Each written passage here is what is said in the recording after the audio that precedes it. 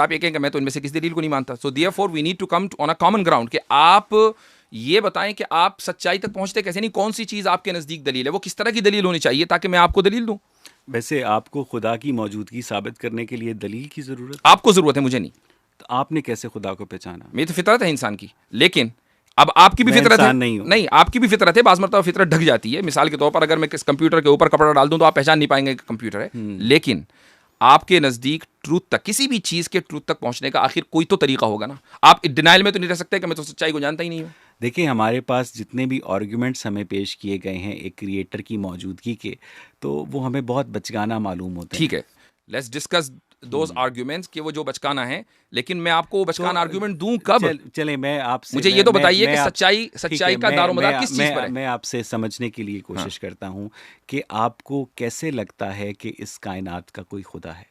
मैं आपसे अब पूछ मैं ये अब मैं नहीं, ये अगर मैं आपको ये अब मैं बता दूं, अब मैं ये आइडेंटिटी से हटकर एग्जिस्टेंस पे बात कर रहा हूँ। आइडेंटिटी पर हम बाद में आएंगे। आप पहले एग्जिस्टेंस ऑफ गॉड को प्रूव कर दीजिए। तो आप ये नहीं बताएंगे कि मैं कैसे प्रूव करूं, यानी मुझे आपको किस तरह की दलील चाहिए? कि मुझे आप ये बिल्कुल ऐसी ही बात है कि आपको किस तरह का खाना खाना है। भाई, आप ये दलील, आपको मेरे पास, आपके पास दलीलों की वैरायटी है जी। मुझे नहीं लगता अगर आपके पास सॉलिड दलील है तो वो सॉलिड दलील कोई भी हो सकती है। अगर आप मुझे बताइए कि इस कायनात का एक खाने खुदा की मिसाल है। ले लेते हैं। अगर आप मसलन सर प्लीज, इस कायनात का एक खुदा है, ये दावा रिलीजन ने किया है, आपने किया है, मैंने नहीं किया। हमें नहीं, इससे पहले हमें नहीं पता था।